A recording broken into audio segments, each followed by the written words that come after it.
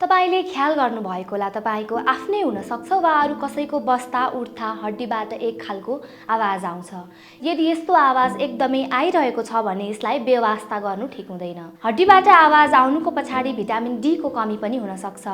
अस्टियोपोरोसिस वा बाथ जस्तो हड्डी सम्बन्धी बिमारीको कारण यो पनि हुन सक्छ। यस्तोमा जरुरी हुन्छ कि तपाई आफ्नो हड्डीलाई बलियो बनाउनुहोस् र क्याल्सियम युक्त चीजहरुको सेवन गर्नुहोस्। यदि मानिसको शरीरमा भिटामिन डी को कमी भयो भने शरीरमा क्याल्सियम अब्जर्ब हुँदैन। यसबाहेक भिटामिन डी का कारणले कोलाजेनको कमी पनि हुन्छ, जसले गर्दा हड्डीबाट आवाज आउँछ र जोर्नीको आसपासमा दुखाइ पनि बढ्दै जान्छ। ड्राई फ्रुट्स हाम्रो शरीरका लागि एकदमै फाइदाजनक हुन्छ। यस्तोमा बदामको सेवन गर्न सकिन्छ। यसमा भरपूर मात्रामा पोटासियम हुन्छ। यसले क्याल्सियमलाई शरीरबाट बाहिर आउनबाट रोक्छ।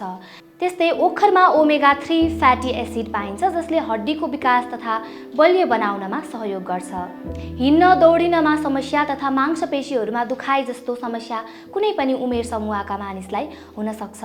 यस्तो समस्याबाट बच्नका लागि तपाई कसरतको सहयोग लिन सक्नुहुन्छ। यदि तपाई नियमित रूपमा कसरत गर्ने बानी गर्नुभयो भने यसले तपाईको हड्डी लचिलो हुँदै जान्छ र हड्डी सम्बन्धी समस्या पनि कम हुँदै जान्छन्। निन्द्रा पूरा गर्नु पनि हाम्रो शारीरिक तथा मानसिक स्वास्थ्यका लागि अनिवार्य हुन्छ।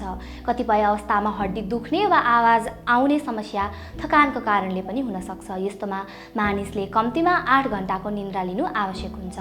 कयौं पटक जोर्नीमा एयर बबल्स बन्नाले पनि आवाज आउन सक्छ। हड्डीबाट कटकट गर्ने आवाज आउनुको पछाडी हड्डीको बीचमा भरिएको हावाले पनि हुन सक्छ।